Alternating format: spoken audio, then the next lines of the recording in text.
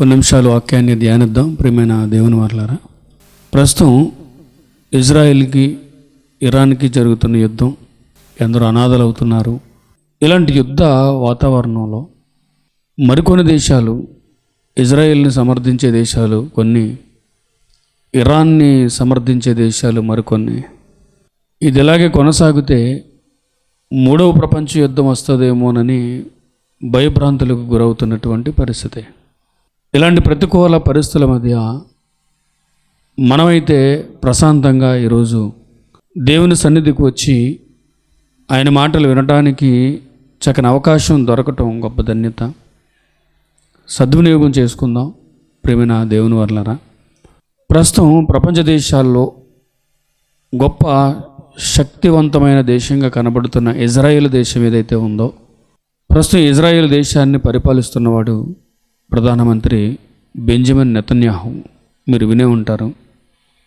ఈ Benjamin Netanyahu ప్రస్తుతం ఎలా పరిపాలిస్తున్నాడో అలానే సుమారుగా క్రీస్తుపూర్వం 620 ఆ టైంలో, అంటే నేటికి 2600 సంవత్సరాల క్రిందట ఇజ్రాయేల్ దేశాన్ని పరిపాలిస్తున్నటువంటి రాజు యోషియా. ఈ యోషియా ఇజ్రాయేల్ దేశాన్ని పరిపాలిస్తున్నప్పుడు, అంటే నేటికి 2600 సంవత్సరాల క్రిందట రాజుగారికి ఒకరోజు ఆలోచన వచ్చి యెరూషలేములో ఉన్న దేవుని మందిరాన్ని, అంటే ఇజ్రాయేల్ దేశం ముఖ్య పట్టణం, మన దేశానికి ఢిల్లీ ఎలాగో యెరూషలేముకి, ఇజ్రాయేల్ దేశానికి ముఖ్య పట్టణం ఏం చెప్పండి? యెరూషలేం. అప్పుడు ఆ యెరూషలేములో ఉన్నటువంటి దేవుని మందిరాన్ని, అంటే అప్పటికి యోషియా కాలానికి సుమారుగా 300 సంవత్సరాల క్రిందట, అప్పటికి వారి పితరుడైనటువంటి సొలొమోను ద్వారా కట్టించబడినటువంటి దేవుని మందిరంలో పరిస్థితులు బాగోలేదు అని దేవుని మందిరాన్ని సిద్ధపరచడానికి, దేవుని మందిరాన్ని బాగు చేయడానికి, మరమ్మతులు చేయడానికి, పరిశుభ్రపరచడానికి పూనుకుని యోషియా, రాజైన యోషియా, దావీదు వంశీకుడు, ఆ మందిరాన్ని శుభ్రపరుస్తున్నప్పుడు అక్కడున్న యాజకులకి ధర్మశాస్త్ర గ్రంథం కనబడుతుందండి. మందిరంలో మరుగున పడిపోయినటువంటి ధర్మశాస్త్ర గ్రంథం అప్పటికి సుమారుగా ఒక 800 సంవత్సరాల క్రిందట, అంటే అప్పటికి 800 సంవత్సరాల క్రిందట మోషే గారి ద్వారా, వారి పితరుడైన ప్రవక్త అయిన మోషే గారి ద్వారా రాయబడిన ధర్మశాస్త్ర గ్రంథం వెలుగులోకి వస్తుంది.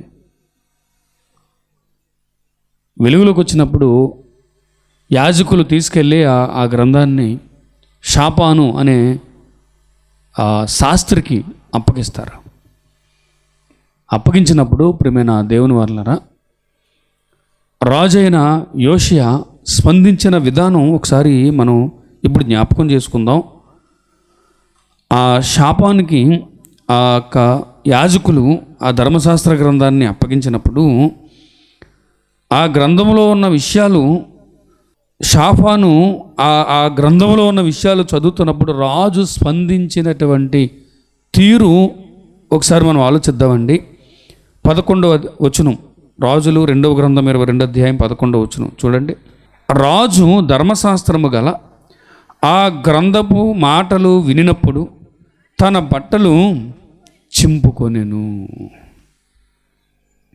ఒకసారి ఆలోచించండి. ధర్మశాస్త్ర గ్రంథములో ఉన్న విషయాలు శాస్త్రి చదువుతుంటే, ఆ విషయాలు విన్నప్పుడు ప్రస్తుతం ఇజ్రాయేల్ దేశం ఏదైతే ఉందో, అప్పుడు యోదయ రాజ్యంగా పిలువబడుతున్నటువంటి ఆ దేశానికి రాజుగా ఉన్నటువంటి యోషియా సింహాసనం మీద నుంచి దిగొచ్చి బట్టలు చింపుకొని కన్నీళ్లు పెడుతూ గుండెలు బాదుకుంటూ రోధించాడు అని రాయబడిందండి. ఆ సందర్భాన్ని గురించి ఇంకా మనం అక్కడ 11వ వచనంలో మధ్యలో నుంచి మనం చదివితేనండి, మెత్తని మనసు కలిగి, చూడండి 19వ వచనంలో మధ్యలో, మెత్తని మనసు కలిగి యెహోవా సన్నిధిని దీనత్వము ధరించి నీ బట్టలు చింపుకొని నా సన్నిధిని కన్నీళ్లు రాల్చితివి అంటాడు. చూడండి, నిజంగా దేవుని గ్రంథములో ఉన్న విషయాలు ఆ రాజుగారి చెవిని పడినప్పుడు అంతగా కంగారు పడాల్సిన విషయం ఏముంది? ఒకసారి ఆలోచించండి. అంత ఒత్తిడికి గురవ్వాల్సిన అవసరం ఏముంది? ఆ మాటలు విన్నప్పుడు సరేలే ఏదోలే, అప్పుడు మోషే ఏదో చెప్పాడులే, సరేలే ఇంతవరకు కనబడకుండా పోయిందిలే గ్రంథం, సరేలే అది కాస్త బాగు చేసి ఆ సెల్ఫ్లో పెట్టండి అని అనొచ్చు కదండి. ఆ గ్రంథములో ఉన్న విషయాలు చదివినప్పుడు అంత కంగారు పడాల్సిన అవసరం ఏమొచ్చింది? రాజయ్యి ఉండి బట్టలు చింపుకోవాల్సిన అవసరం ఏమొచ్చింది? గుండెలు బాదుకుని కన్నీళ్లు రాల్చుతూ వేదన పడాల్సినటువంటి అవసరం ఏమొచ్చింది? ఎంత ఆలోచించాల్సిన విషయం ప్రేమ దేవుని వల్ల. ఏముంది ఆ గ్రంథంలో? రాజు అంతటి వాడే అంత కంగారు పడిపోవలసిన విషయం ఏముంది?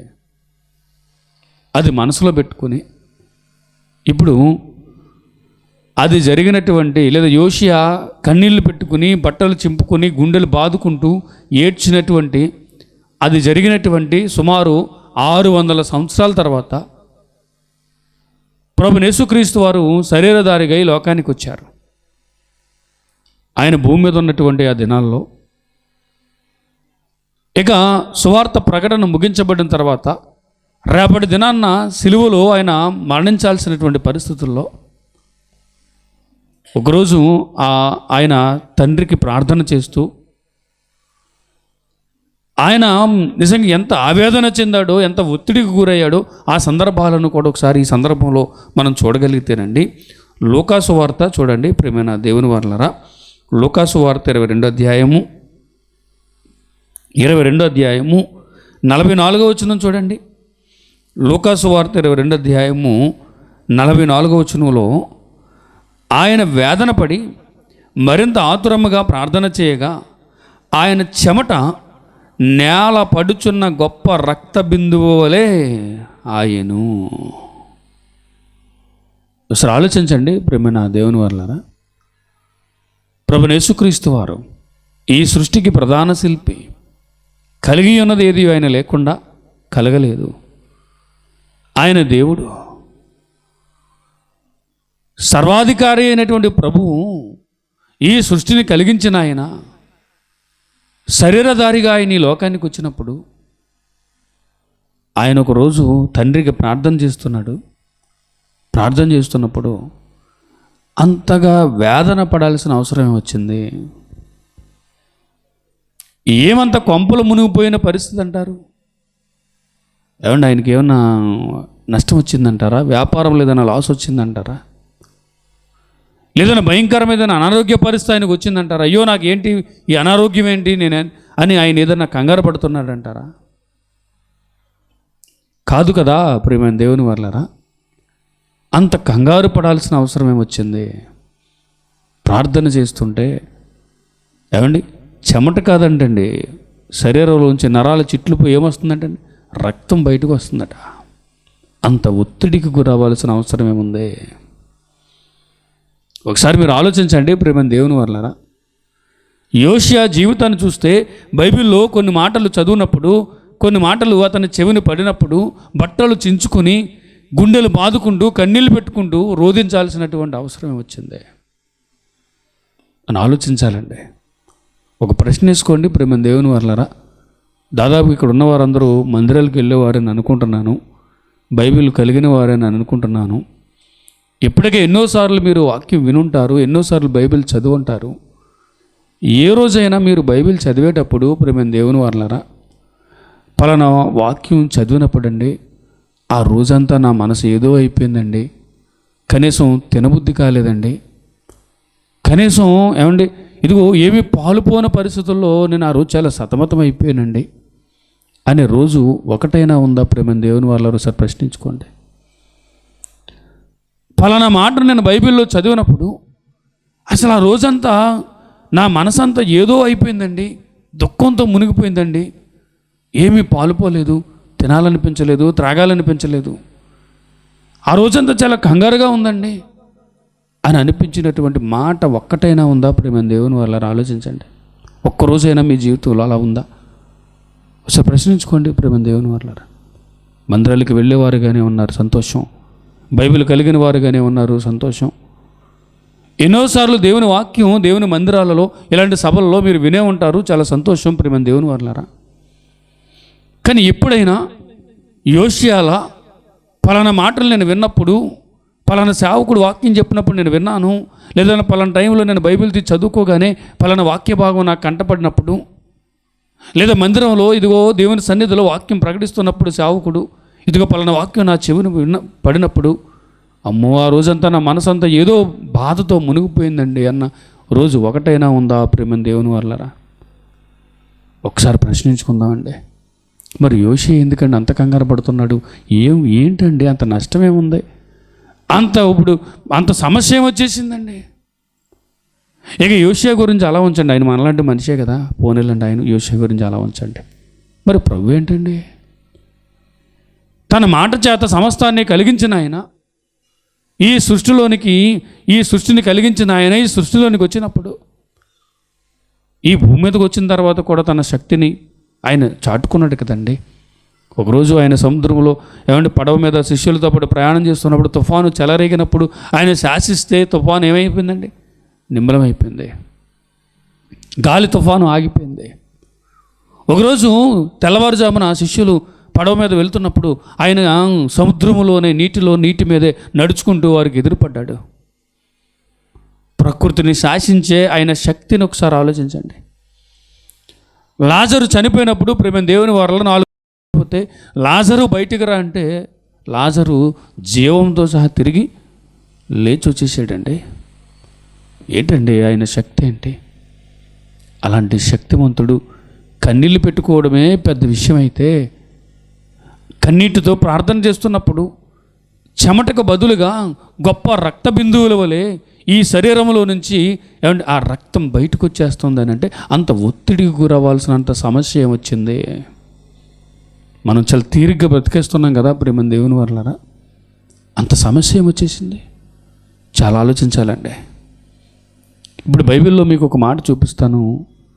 ఆ మాట చదివినప్పుడు యోషియా కంటే ప్రభు కంటే ఎక్కువ కంగారు మనకు కలగలేదంటే మనం మోసపోతున్నాం. అలాంటి ఒక మాట మీకు చూపిస్తాను ప్రేమ దేవుని వల్లరా. చూడండి యెషయా గ్రంథం 5వ అధ్యాయము. ఇప్పటికి ఎన్నోసార్లు మీరు చదువుంటారు, ఎప్పటికైనా ఈ మాట గురించి చాలా తీక్షణంగా ఆలోచించాలండి. యెషయా గ్రంథం 5వ అధ్యాయము ప్రేమైన దేవుని వల్లరా. ఇక్కడ మనం చూస్తే 13, 14 వచనాలు, 13, 14, 15 వచనాలండి. ఎన్నోసార్లు మీరు వినుంటారు. చూడండి 13వ వచనం చదవండమ్మా. కావున నా ప్రజలు జ్ఞానము లేకయే చెరపట్టబడి పోవుచున్నారు, వారిలో గనులైన వారు నిరాహారులుగా నున్నారు, సామాన్యులు దప్పు చేత స్వరపీడితులగుదురు. అందుచేతనే పాతాళము గొప్ప ఆశ పెట్టుకొని అపరిమితముగా తన నోరు తెరచుచున్నది. వారిలో గనులను సామాన్యులను ఘోష చేయువారును హర్షించువారును పడిపోవుదురు. అల్పులు అణగద్రొక్కబడుదురు, గనులు తగ్గింపబడుదురు, గర్విష్ఠుల చూపు తగ్గును. చాలండి, ఒక్కసారి ఆలోచించండి ప్రేమ దేవుని వల్లరా. ఈ మాట మీకు అర్థమైతే భూమి మీద గనులుగా కనబడుతున్నవారు, మహానేతలుగా కనబడుతున్నవారు, కోటీశ్వరులుగా కనబడుతున్నవారు, గొప్ప జ్ఞానులుగా, శాస్త్రవేత్తలుగా, గొప్ప విద్యావేత్తలుగా కనబడుతున్నవారు, వారు భూమి మీద ఎంత గొప్పవారైనప్పటికీ ఎందుకు పుడుతున్నామో, ఎందుకు చనిపోతున్నామో, అసలు జీవితం ఏంటో, దేవుని యొక్క ప్రణాళిక ఏంటో, దేవుని యొక్క సంకల్పం ఏంటో ఇది ఎరుగకనే చనిపోతున్న వారి పరిస్థితి ఏమైపోతుందో లిటరల్గా చాలా స్పష్టంగా చెప్పాడండి. ఇక ఈ మాట మీకు అర్థం కాకపోతే ప్రభువు యేసుక్రీస్తు వారంటే ఆయన బోధలో ప్రారంభంలోనే నీ కుడికన్ను నిన్ను అభ్యంతరపరిచి దాన్ని పెరికి పారవేయము, 2 కన్నులు కలిగి నువ్వు బ్రతికి నరకానికి పోయి కంటే ఒంటి కన్ను గలవాడవై బ్రతికి నిత్యజీవానికి చేరుకోవటం మేలు అన్నాడండి. నీ కాలు నిన్ను అభ్యంతరపరిస్తే నరికి పారవేయము, రెండు కాళ్ళు కలిగి నువ్వు బ్రతికి నరకానికి పాతాళానికి పోయే కంటే నీవు ఒంటికాలు గలవాడివై బ్రతికి పరలోకం చేరటం మంచిదన్నాడండి. ఎంత సీరియస్గా ఆలోచించాల్సిన విషయం. ఇక ప్రభువు ఆ క్రమంలోనే మాట్లాడుతూ, ఇదిగో నరకమున అగ్ని ఆరదు, వాని పురుగు చావదు అన్నాడండి. ఎంత ఆలోచించాల్సిన విషయం అండి. అర్థం కాలేదా ప్రియమైన దేవుని వల్లరా? అర్థం కాలేదా? ఎవరైనా చనిపోయినప్పుడు మనం అలా రోడ్డు మీద నడుచుకుంటూ వెళ్తున్నప్పుడు ఏమండి పాడి మీదో పెట్టిలోనో పెట్టి తీసుకెళ్ళిపోతుంటారు కదండి. ఆ దృశ్యం మనకు కంటపడినప్పుడు వెంటనే మనకు రావాల్సిన ఆలోచన ఏంటో తెలుసా అండి? ఈయన ఇప్పుడు ఎక్కడున్నాడు అనే ఆలోచన అండి. ఈయన ఇప్పుడు ఎక్కడున్నాడు? బైబిల్ చెప్పేది వాస్తవమైనప్పుడు ఈ మానవ జీవితాల వెనుకున్నటువంటి దేవుని సంకల్పం చాలా స్పష్టంగా బైబిల్లో రాయబడినప్పుడు, మనుషుల యొక్క బ్రతుకులు ఏంటనేది బైబిల్లో చాలా స్పష్టంగా రాయబడినప్పుడు, పుట్టిన మనిషి చనిపోక తప్పదు అన్నప్పుడు, చనిపోయిన తర్వాత ఎక్కడికి వెళ్ళిపోతున్నాడు అనేది స్పష్టంగా బైబిల్లో రాయబడినప్పుడు, ఆ విషయాలు ఇదిగో ఇప్పుడు కూడా మనం జ్ఞాపకం చేసుకున్నాం కదా, అది నిజమైనప్పుడు అలాంటి దృశ్యాలు ఈ భూమి మీద బ్రతికి జీవితాన్ని ముగించేసుకున్నటువంటి ఆ వ్యక్తులను మనం చూస్తున్నప్పుడు, ఆ పరిస్థితులను చూస్తున్నప్పుడు నిజంగా నిద్ర పట్టకూడని పరిస్థితి అండి అదే. ఎప్పుడైనా అంత సీరియస్గా ఆలోచిస్తున్నామా ప్రియమైన దేవుని వల్లరా? ఆ రోజు ఆ డెడ్ బాడీని మనం చూసినప్పుడు, ఆ దృశ్యాన్ని మనం చూసినప్పుడు, లేదో ఇలాంటి విషయాలు మనం వింటున్నప్పుడు వెంటనే ఇంకా మన కుటుంబాల్లో, ఇంకా మన తోడబుట్టిన వారిలో, ఇంకా మనం ప్రేమించే వారిలో దేవుని గూర్చి తెలుసుకోక, రక్షణ అంటే ఏంటో తెలియక, నిజమైన సృష్టికర్త అయిన దేవుడు ఎవరో గుర్తించక, అసలు దేవుని ఎందుకు ఆరాధించాలో, ఎందుకు దేవునికి లోబడాలో, దేవుని వద్దకు ఎందుకు రావాలో తెలియక ఇంకా లోకంలోనే బ్రతుకుతున్న వారు మన దృష్టిలోకి వచ్చినప్పుడు, అయ్యో వీళ్ళ పరిస్థితి ఏంటి అని నిజంగా ఆ రోజు అన్నం కూడా తినబుద్ధి కాని రోజు ఒకటైనా మన జీవితంలో ఉందో ఒకసారి ఆలోచించండి. ఇది అబద్ధమా ప్రియమైన దేవుని వల్లరా?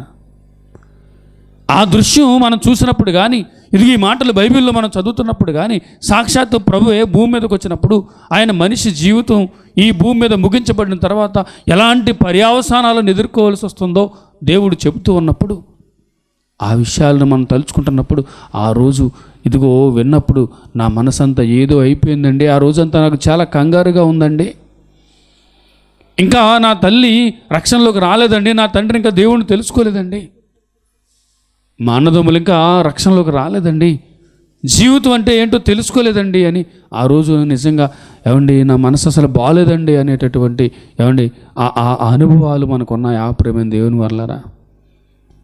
అబద్ధం అనుకుంటున్నారా? బైబిల్ ఇచ్చిన సమాచారం అబద్ధం అనుకుంటున్నారా? ఆలోచిద్దాం ప్రేమైన దేవుని వల్లరా.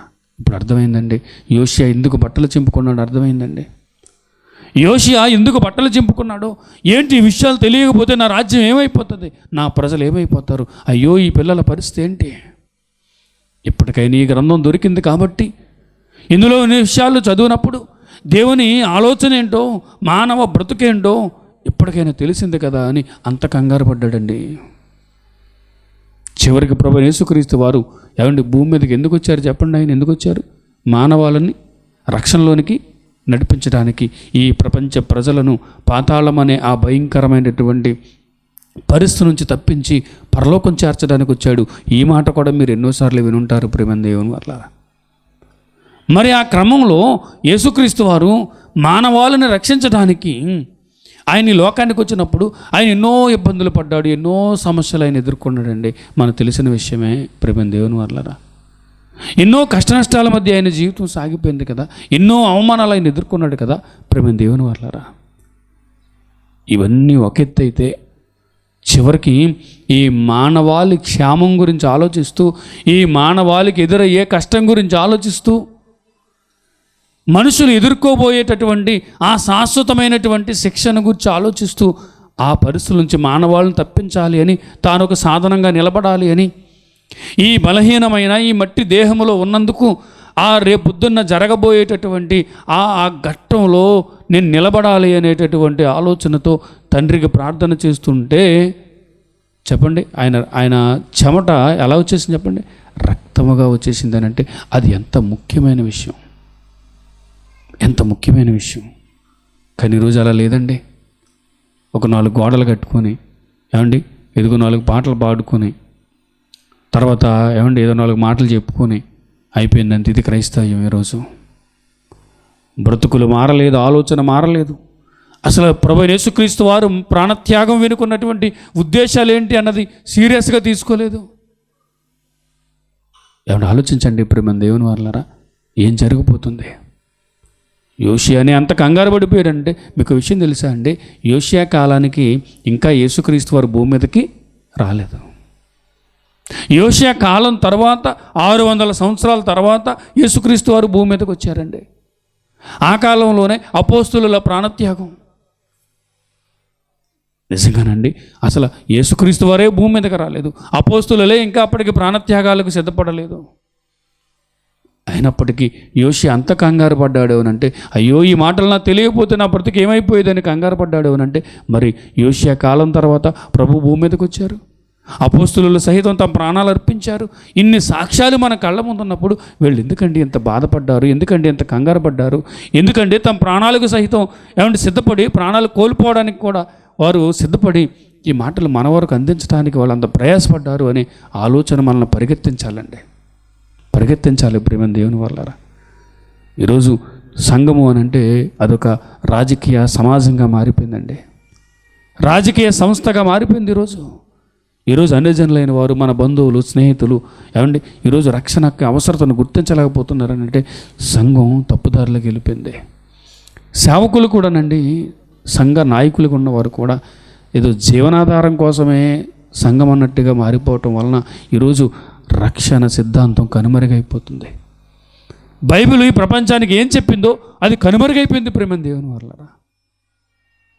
చివరికి సమాజం తినడానికి తాగడానికి పుట్టామన్నట్టుగా బ్రతుకుతుంది చూసారా? ఆ పరిస్థితులకే క్రైస్తవులు అనబడిన వారు కూడా అదే పరిస్థితులకు పోయి చివరికి దేవుని వద్దకు కూడా వచ్చేవారు చాలామంది ఏ ఉద్దేశాలతో వస్తారంటేనండి, ఈ 60-70 సంవత్సరాల జీవితంలో దేవుని సహాయం లేకుండా బతకలేం కదండి. మరి ఇక ఆయన సహాయం బతుకున్నప్పుడు ఆయన సహాయం దొరుకుతుందని దేవుని వద్దకు వచ్చేవారేనండి ఎక్కువ శాతం.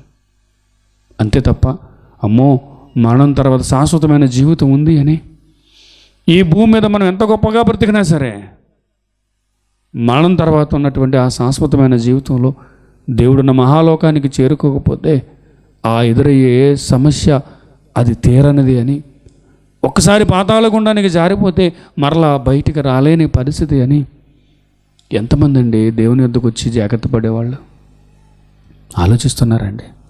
చివరికండి ప్రభువైన యేసుక్రీస్తు వారు ప్రారంభ శతాబ్దంలో భూమి మీదకి వచ్చినప్పుడండి, అప్పటికి ఎన్నో మార్లు ఆయన ప్రారంభ మానవాళి దగ్గర నుంచి ఎన్నో విషయాలు చెబుతూనే వచ్చారు.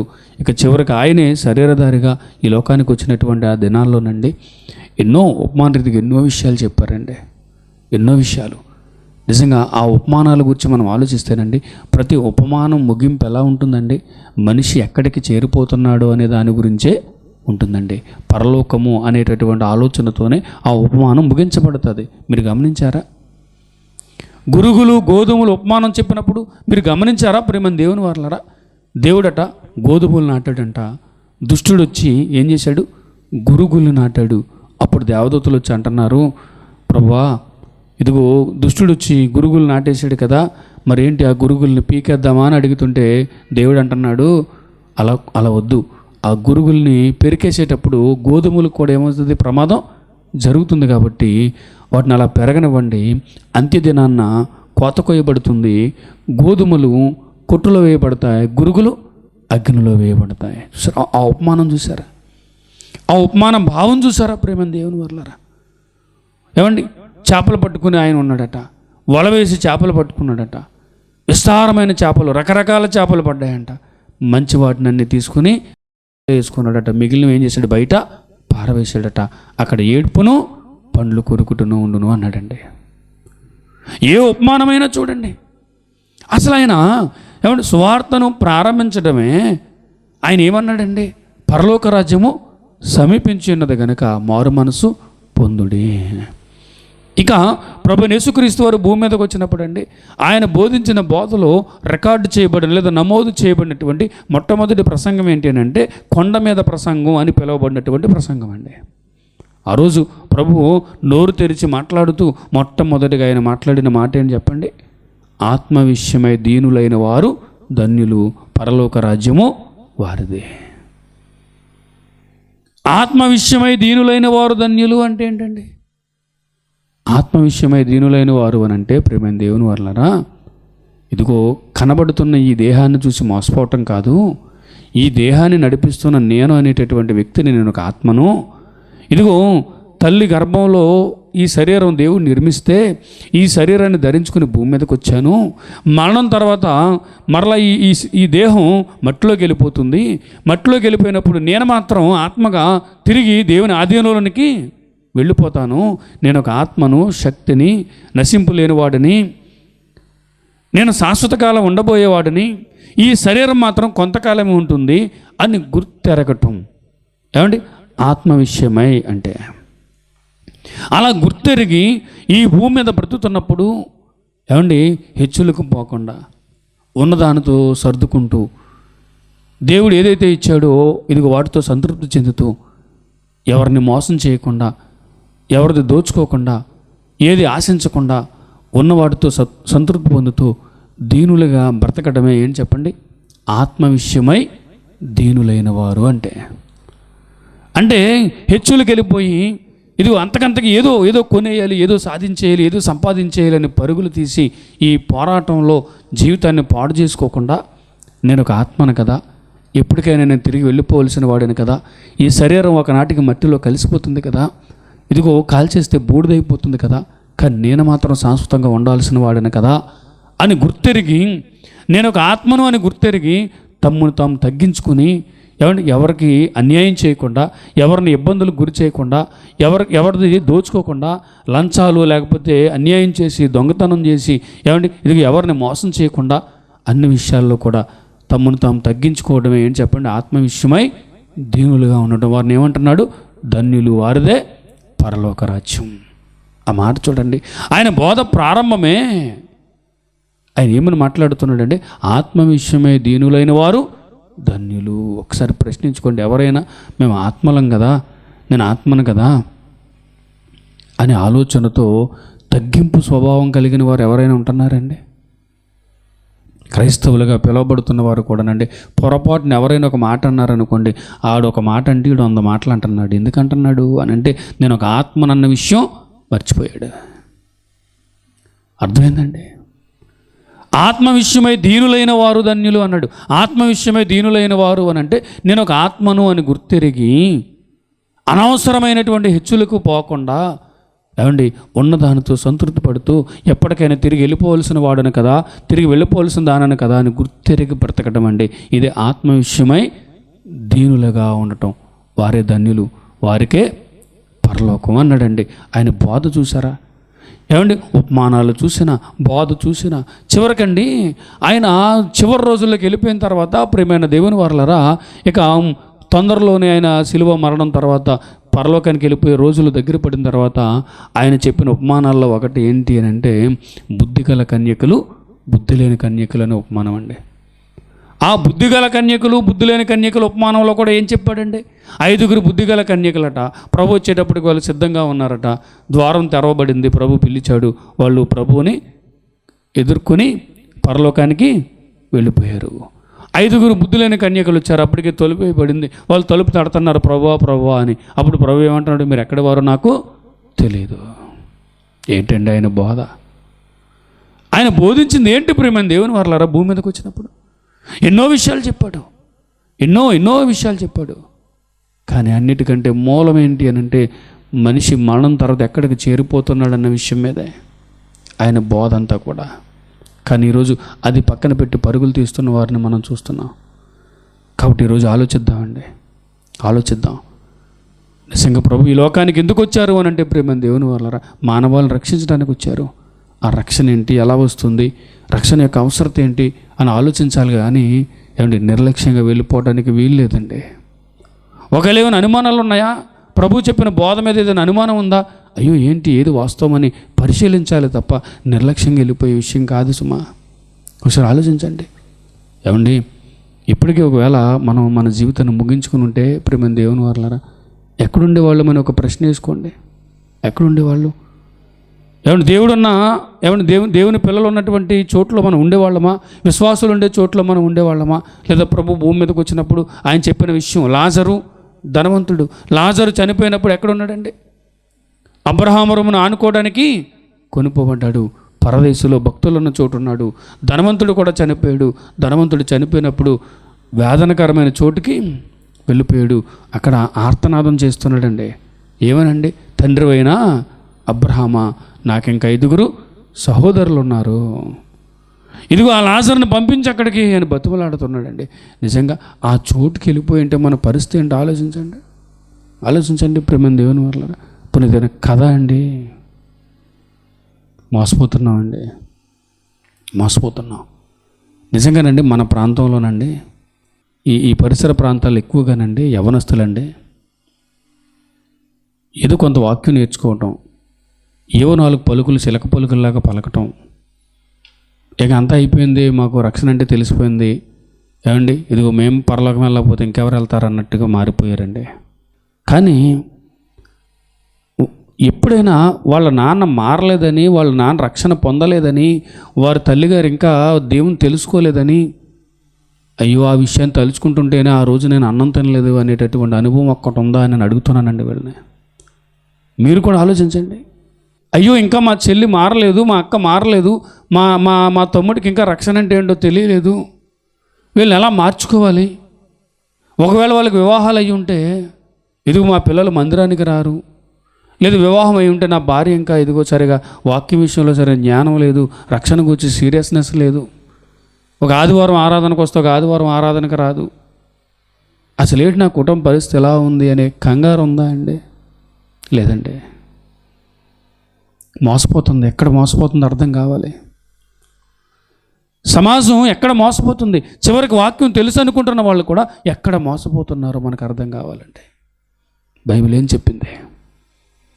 ఎంత సీరియస్ విషయం అయితే ప్రభువైన యేసుక్రీస్తు వారు ప్రార్థన చేస్తుంటేనే ఏమండి ఆ కంగారు పడిపోతున్నాడండి. ఆయన కంగారు పడిపోతుంటే రక్తం ఎలా వచ్చేసింది, ఆ చెమటగా వచ్చేస్తుందంటే రక్తం బయటికి.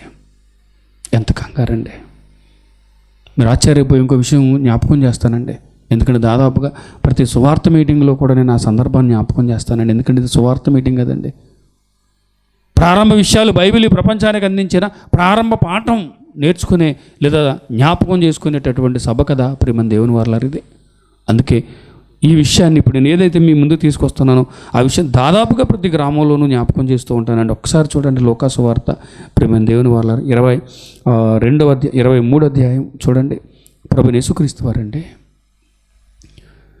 సిలువను మోసుకుంటూ యెరూషలేము వీధుల్లో ఆయన ఆ భారమైన సిలువ మోసుకుంటూ వెళ్తున్నాడండి. అప్పటికే ఆయన చాలా చిత్రహింసలకు గురి చేశారు. నిజంగానండి ఆయన్ని ఎంత చిత్రవద చేశారు అని అంటే, ఆ రాత్రి ఆయన్ని అరెస్ట్ చేశారండి. రాత్రి సుమారుగా 12 గంటలకు ఆయన అరెస్ట్ చేశారు. 6 తీర్పులు జరిగాయండి. ఫస్ట్ మాజీ ప్రధాన యాజకుడి దగ్గరికి తీసుకెళ్లారు. ఆ తర్వాత ఆ సంవత్సరం ప్రధాన యాజకుడి దగ్గరికి తీసుకెళ్లారు. ఇలా ఆయన అక్కడికి ఇక్కడికి తిప్పుతూ చివరికి పిలాతు దగ్గర ప్రవేశపెట్టినప్పుడు, రెండోసారి పిలాతు దగ్గర ప్రవేశపెట్టినప్పుడు ఇక వీళ్ళు వదిలేలా లేరు అని ఆయన కూడా విసుగు చెంది ఇక తప్పనిసరి పరిస్థితుల్లో ప్రభుకి సిలువ శిక్ష విధించాడు.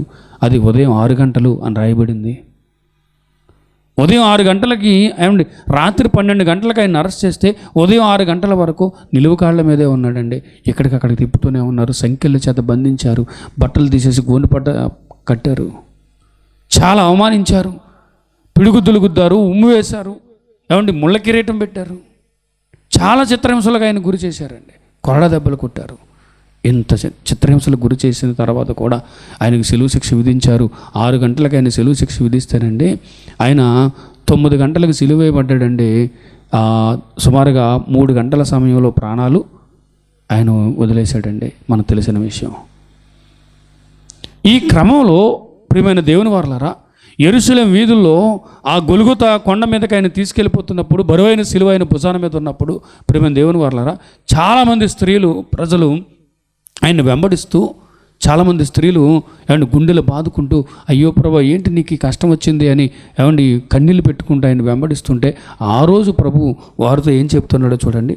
ఏమండి 27 నుంచే చదువుదాం. గొప్ప జనసమూహమును ఆయన గూర్చి రొమ్ము కొట్టుకొనుచు దుఃఖించుచున్న చాలామంది స్త్రీలను ఆయనను వెంబడించిరి. యేసు వారి వైపు తిరిగి, యెరూషలేము కుమార్తెలారా, నా నిమిత్తము ఏడవకుడి, మీ నిమిత్తమును మీ పిల్లల నిమిత్తమును ఏడువుడి. ఏంటండి ఆ మాట?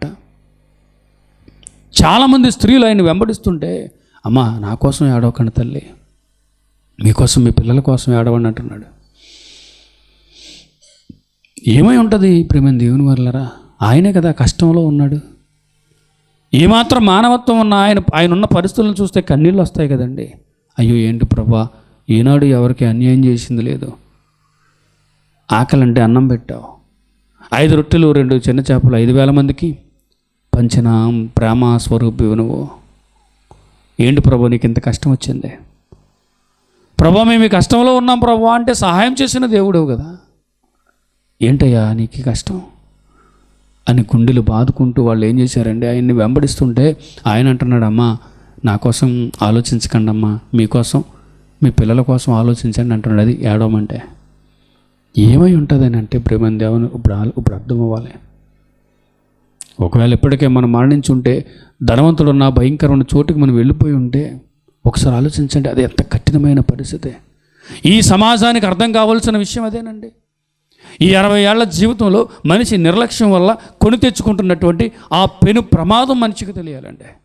మనిషికి అర్థం కాకపోతే ఎంత నష్టం జరుగుతుందో చూడండి. మాట్లాడుకుంటున్నారా ప్రేమ దేవుని వల్లరా? ఆరని అగ్ని అని చెప్పాడు.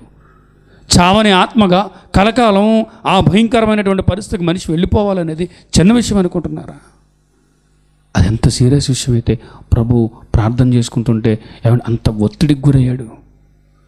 అది ఎంత బాధాకరమైన విషయం అయితే ప్రేమ దేవుని వల్లరా, ఆయన అంత శిక్ష అనుభవిస్తూ అంత బాధలో ఉండి కూడా, అమ్మా ఇది కొన్ని గంటలు పోతే నేను విజయోత్సాహంతో మరణపు ముళ్ళుని విరిచి విజయుడిగా నేను నిలబడతాను, ఇదిగో మరలా 3వ రోజు నేను లేచిన తర్వాత ఇదిగో నా పనులు చూసుకొని మిగతా నాకు అప్పగింపబడిన పని చూసుకొని పరలోకం వెళ్ళిపోతానమ్మా.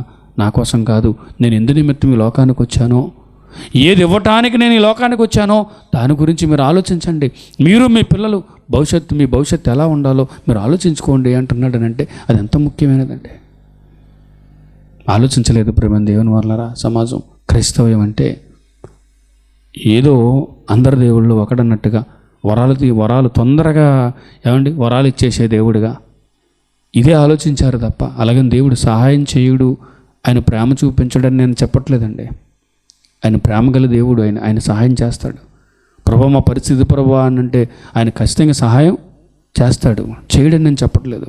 కానీ అంతకంటే ముఖ్యమైన విషయం ఏంటంటే, ఇదిగో మనము ఆయన కోసం బ్రతికి ఆయన ఈ లోకానికి వచ్చి ఎందుకు ప్రాణం పెట్టాల్సి వచ్చింది? దేవుడై ఉండి ఆయన అంత బాధ ఎందుకు పడాల్సి వచ్చింది?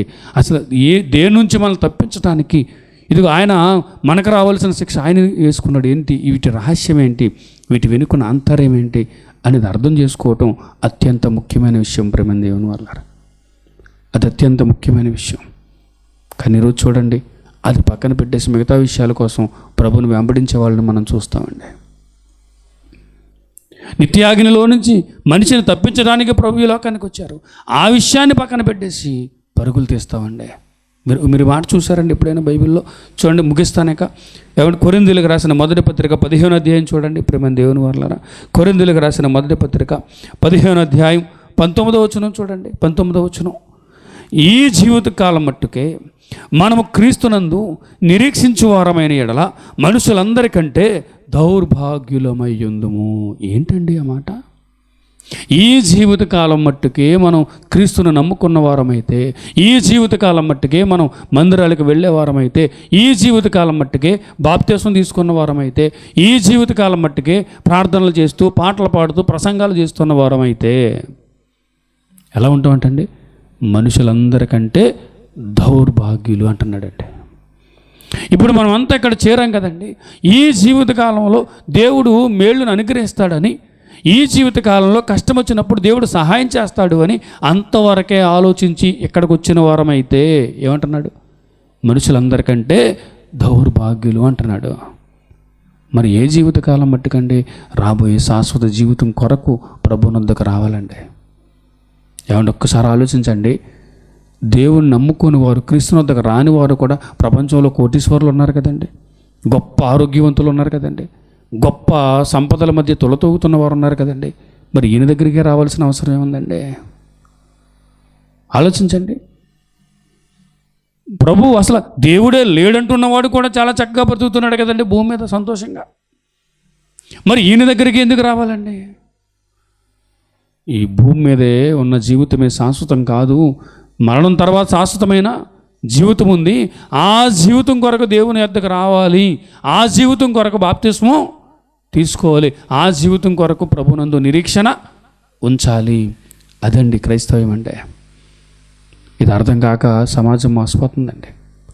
నిజంగా మీరు కూడా నిజంగా మోసపోయే పరిస్థితుల్లో ఉన్నారో లేకపోతే సరైన పరిస్థితుల మధ్య ఉన్నారో నాకైతే తెలియదు, కానీ ఒకసారి ప్రశ్నించుకోండి. ఒకవేళ ప్రశ్నించుకున్నప్పుడు మేము సరైన మార్గంలోనే ఉన్నాము అనేది ఎప్పుడు అర్థమవుతుంది అని అంటే, ఇప్పటికే మీరు మారు మనసు పొంది బాప్తిసం తీసుకుని రక్షణలో ఉండి ఒక మంచి సహవాసంలో, ఒక మంచి దైవజనుని సమక్షంలో మీ విశ్వాస జీవితాన్ని కొనసాగిస్తున్నట్లయితే మీరు చక్కగా ఏమంటే దేవుడు కోరుకున్న విధంగా మేలైన జీవితం మీరు కలిగి ఉన్నట్టు. ఒకవేళ ఇప్పటికే మీరు ఇంత జరుగుతున్నా సరే ఊగిసలాడుతున్నట్టుగా, నమ్మనట్టుగా, మారినట్టుగా, ఇదిగో దేవుని వద్దకు వచ్చి రానట్టుగా మన జీవితం ముందుకెళ్ళిపోతుంది అని అంటే మోసపోతున్నట్టే. అలానే ప్రేమ దేవుని వాళ్ళ ఇంకా మన కుటుంబాల్లో దేవుని గురించి అవగాహన లేనివారు, మరణం తర్వాత ఉన్న శాశ్వత జీవితం గురించి అవగాహన లేనివారు, ప్రభుని ఎందుకు విశ్వసించాలో తెలియని వారు ఇంకా మన కుటుంబాల్లో మన జీవితాల్లో ఉన్నారు అని అంటే, వారు మారాలని మనం ప్రయత్నం చేయట్లేదు అని అంటే, అప్పుడు కూడా మనం మోసపోతున్నట్టే సుమా, అప్పుడు కూడా మనం నిర్లక్ష్యంలో ఉన్నట్టే సుమా. కాబట్టి ప్రశ్నించుకుందాం ప్రేమ దేవుని వల్లరా, ఒక మంచి నిర్ణయం తీసుకుందాం, ఆలోచిద్దాం. ఇక్కడ ఉన్నవారు అందరూనండి చాలా దూర ప్రాంతాల నుంచి వచ్చిన సోదరులు ఉన్నారండి. చాలా దూర ప్రాంతాల నుంచి, ఎక్కడో మిలిటరీ మాధవరం, కండవల్లి, కోరుపల్లి, పెండ్యాల, ఇదిగో చిన్న చిన్న పిల్లలతో కుటుంబాలుగా మీ మధ్యకు వచ్చారు అని అంటే, ఇదిగో ఇంత ప్రాముఖ్యమైన విషయం మా తరంలో కొద్ది మందికైనా మేము తెలియపరచాలి. క్రైస్తవులుగా దేవుడు మాకిచ్చిన ఈ భాగ్యాన్ని, మాకిచ్చిన ఈ ధన్యతను కొద్దిమందికైనా అర్థమయ్యేలా చెప్పాలి అనే కమిట్మెంట్ అంటే. ఇప్పుడు అర్థమైందా అండి? ఇలా ఆలోచించినప్పుడు నిజంగా మన అడుగులు దేని కొరకు వేస్తున్నాం అనేది ఒకసారి మనం ప్రశ్నించుకున్నప్పుడు మనం ఏ స్థితిలో ఉన్నామో మనకు అర్థమవుతుందండి. ఒకవేళ ఎలా ఒక సువార్త మీటింగ్ పెట్టి ఏమంటే ఇదిగో దేవుని పనుల్లో పాలు పొందుదాం అన్నప్పుడు ఎంతమంది అడుగులు కదిలిస్తారు, అప్పుడే మనకి దేవుని వాక్యం పట్ల మనకున్న ఆలోచన ఏంటో బయలుపడుతుందండి. అందుకే దేవుడు ఇదిగో ఇలాంటి కార్యక్రమాలను జరిగించమని మనకి అప్పగించాడు క్రైస్తవులైన వారికి. ఇలా ప్రతి విషయంలో మనల్ని మనం పరిశీలించుకుంటే ప్రేమ దేవుని వాళ్ళరా, నమ్మి ఏ విషయాలైతే బైబిల్ చెప్పిందో ఆ విషయాలు నమ్మి బాప్టిజం తీసుకుని రక్షణలోనికి వచ్చి మానవుని వరకు నమ్మకంగా ఉండటం అంతకంటే గొప్ప ధన్యత ఏది ఈ భూమి మీద మన జీవితాల్లో లేదండి. చివరికి ఒక మాట చూసుకుని ముగించుకుందాం.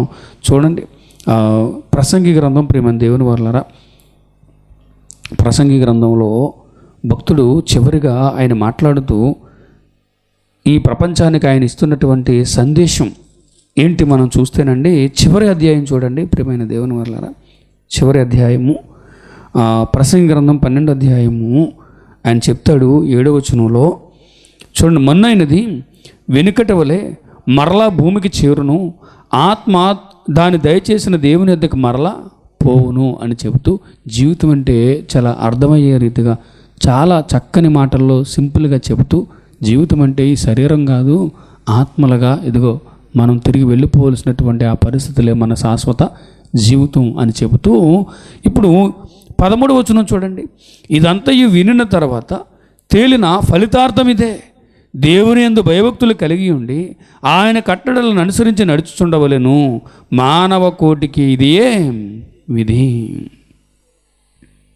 సరే, ఇదంతయు వినిన తర్వాత తేలిన ఫలితార్థం ఇదే, దేవుని వాక్యానికి అనుగుణంగా దేవుని మాటలకు అనుగుణంగా మన జీవితాన్ని మలుచుకోవటం తప్ప మరేమీ లేదు అంటున్నాడు. తేలిన ఫలితార్థం ఇదే. ఆయన యందు భయభక్తులు కలిగి ఉండడమే మన జీవితానికి అర్థం అంటున్నాడు. కాబట్టి ఆ పరిస్థితుల మధ్య మనము, మన కుటుంబాలు, ఏమండి ఇది మనం ప్రేమించేవారు, మనం ఎవరు బాగునైతే కోరుకుంటున్నామో, నిజంగా వారికి ఏమండి ఎంత సంపద ఇచ్చినా, ఆస్తి పంచి ఇచ్చినా అది కొంతకాలమే వాళ్ళతో ఉంటుంది. కానీ ఖచ్చితంగా వారికి మీరు ఆత్మలు అని గుర్తు చేయాలి, రక్షణను వారికి అందించాలి, రక్షణ యొక్క అవసరతను వారికి తెలియపరచాలి. ఎంతకంటే గొప్పది ఏది మనకి మరొకటి లేదు. ప్రేమ దేవుని వాళ్ళరా, ఇది అర్థం కావాలి. ఇది అర్థమైతే అంతకంటే సంతోషం లేదు. ఈ మాట చెప్పడానికే ఇదిగో మనమంతా ఆత్మలో ఈ శరీరాన్ని నమ్మి మోసపోవద్దు, తిరిగి వెళ్ళిపోవలసిన వారం. కాబట్టి ఎల్లప్పుడూ కూడా ప్రార్థన చేసుకుంటూ, బైబిల్ చదువుకుంటూ, దేవుని యందు నమ్మకంగా ఉంటూ, మనకున్న ఈ చిన్న ఆయుష్ కాలంలో ఇదిగో దేవుని గురించి ఆలోచిస్తూ, అనేకులను ఆలోచింపు చేస్తూ బ్రతుకుదాం అని ఈ ఒక్క మాట చెప్పడానికే ఆ గ్రామాలు సందర్శిస్తూ ఇదిగో ఈ ప్రయాస వెనుకున్న ఉద్దేశం అదే ప్రేమ దేవుని వల్లారా. కాబట్టి ఆలోచిద్దాం, మన స్థితి ఏంటో తెలుసుకుందాం. చివరిగా ఏముంది ఈ లోకంలో అనే ఒక పాట చూద్దాం ప్రేమ దేవుని వల్లారా. తర్వాత ముగింపు ప్రార్థన ఆశీర్వాదంతో మనం తిరిగి వెళదాం. అసలు ఆలోచిస్తూ ఈ పాట చూడండి.